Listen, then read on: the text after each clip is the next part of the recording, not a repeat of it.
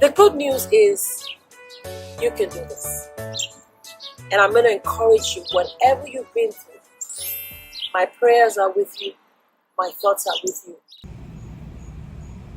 Hi, I'm Dr. Rola, clinical psychologist, and this is part 2 about the difference between punishing and disciplining a child. I'm going to leave a link for you to review part 1, for you to understand the differences, and so this is a continuation. Before I go on in this video, I want you to subscribe, press that notification bell so you can have immediate access to my videos. Please follow me on social media. Ask Dr. Rola, AskDrRola. Now let's continue with part 2 of the difference between punishing and disciplining a child. A parent who is more focused on punishing would more likely react in times of crisis. They tend to react when the issue has become more out of control, and they're more likely to miss the process, how the child got there. There are problems that have no process to it that way, but if you see the person that is more focused on punishing rather than disciplining, they react more when something is blown out of proportion, when something's gone out of control, when probably the school is calling, or maybe it's now become a thing of shame in the family. It takes all that for the person who is focused on punishing more to react. The person who is focused more on discipline tends to see deviations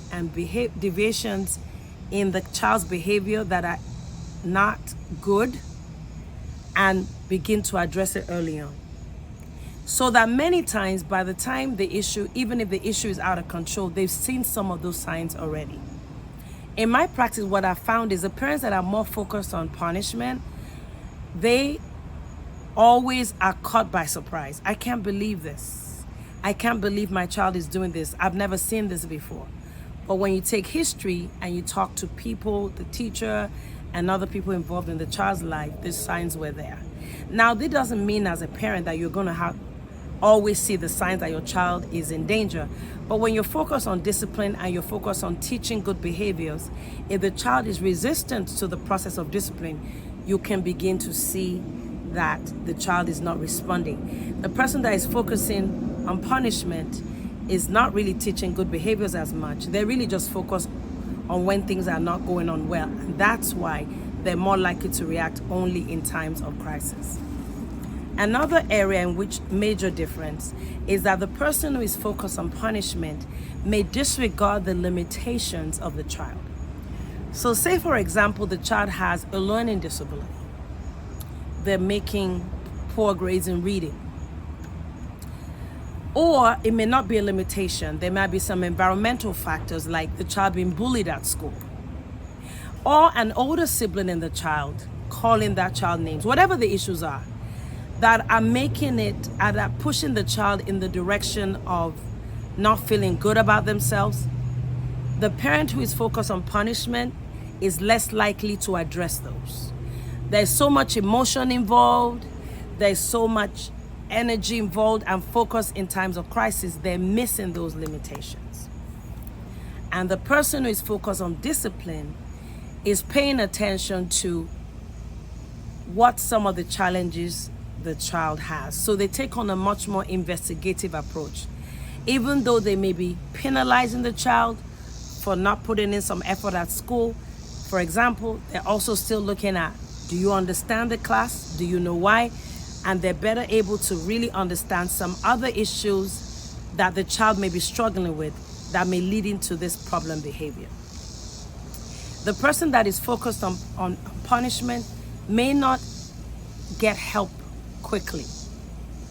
Again, is connected to being crisis oriented. These are the kind of parents that overlook the problems, diminish the problems, may even lie about the child's behavior to family. How is your child doing? You know, he used to have issues. They'll lie about it, or may even diminish the behavior with the spouse or the partner to cover things up. Sometimes it's because they don't want to deal with it, sometimes because they're taking it personal. But instead of looking at teaching good behaviors, which is a long-term approach, the person focused on discipline could be in denial, shield the behavior, ignore it, minimize it. And then by the time they're reacting is now when they're so fed up of it. Now the person who is focused on discipline is more eager to get help for that child. If the child has a learning disability, they want to go to the school, talk to the teacher, see where they can get help. Because they're looking at this long-term approach of training and practice, and they realize that they're going to need more than just what they have to help the child. So one person is more likely to get help and feel strengthened and empowered even though the child is facing challenge, and the other person is more likely to feel powerless and down because they're covering, they're shielding, or they're ignoring. Another difference is a person who is involved doing more punishing tends to do more of a one-way kind of conversation with their child, shooting out ideas, talk, you did this, you did that. And I know I've been frustrated and I've done that with my kids. I'm not a perfect parent in any way, but I try to not do it as a pattern. The person who is focused more on punishing tends to be a one-way kind of conversational style. And the person who is focused on discipline is a two-way conversation. They communicate and they're listening for feedback from the child, because remember, the person who's doing discipline is doing the training, is wanting to know if the child is understanding what is being said, is encouraging the child to repeat back what they're told. So it's a two-way street in terms of conversation, and the person who is doing the punishment is more of a one-way street, which obviously makes the child feel powerless, unheard, and many times the parent who is doing the punishing is missing critical information from the child that could help them to help their child. Also, the parent who is disciplining is really focused now on the home environment being a wholesome place. How can they make the home environment wholesome enough so that these behaviors that they're teaching will be consistent with how they live as a family? The person who is focused on punishment tends to disregard that. They tend to disregard the discrepancy between what they want their child to do and how they're acting. And that can be very confusing for the child. The child is getting mixed messages, and it becomes difficult for the child to make progress in the direction of the positive behavior. Another difference is a person who is focused more on punishment tends to pay attention to their child more when the child does something wrong. This is the parent that is very busy, and I know parents are busy working, doing whatever, and to be honest, they would rather just, not because they're doing it intentionally, so I'm not trying to judge anyone here, but the only time the child is getting noticed is when something is going wrong. They miss those opportunities to commend the child when the child is doing well. So the child is not getting a lot of positive feedback. They're not getting a lot of validation. When they're doing good, there's really no attention. When they're doing bad, then all this emotion comes out. And the person who is focused on disciplining is noticing when the kid is doing wrong, but they're also noticing when the kid is doing the right thing. And that is important. So your child is not going to feel that they're all bad. The disciplining parent is doing both right and wrong, noticing it, validation. So even the punishment or any punishment or consequence that the disciplined person gives, they're giving it, but is also sandwiched in discipline. So when I mean punishment, I'm not saying that they can't apply a consequence, but it's sandwiched in a lot of validation.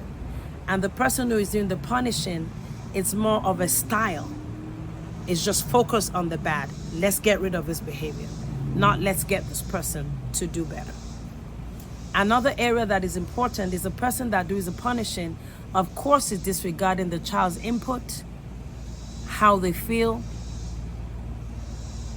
and for the parent who is disciplining, the child's feelings do matter.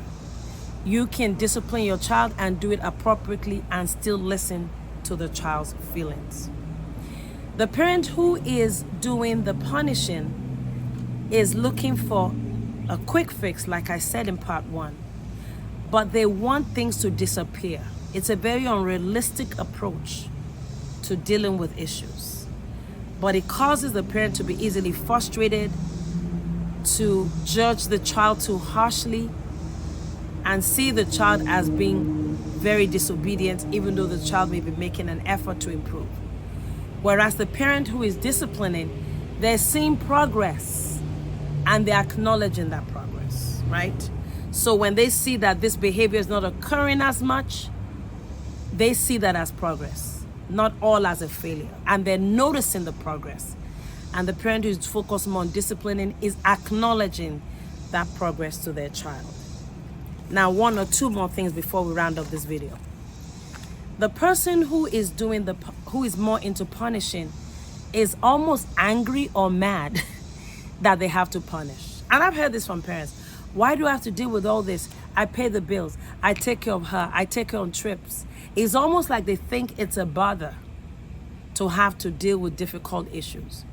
Well, parents, it's time for us to wake up. Being a parent means that we have to deal with difficult issues.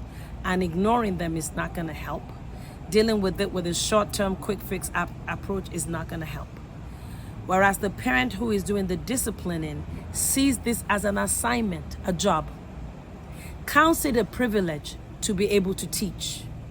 The person who is doing the punishing wants to get rid of the bad. Again, focus on the bad. And the parent who is more focused on disciplining sees this as a long-term approach. Disciplining comes from the word disciple.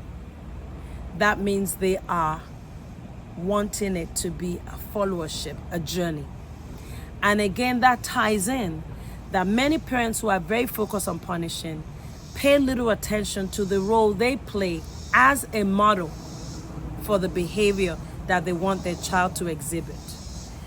They may be exhibiting behaviors that are negative, are in contradiction to what they're trying to tell their child to do, or what they're telling their child to do, where the parents who is disciplining is really paying attention to their own growth, their own personal development. They want to improve in the way they show the way they speak, the way they show their frustration, and all areas of their life, so that their child can not just listen to what they say, the child can also observe how they live.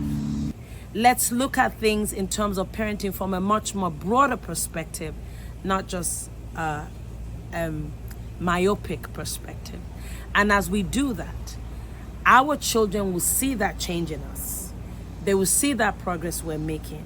And even if we don't see immediate changes, we stand out as an example of what we say is what we're doing.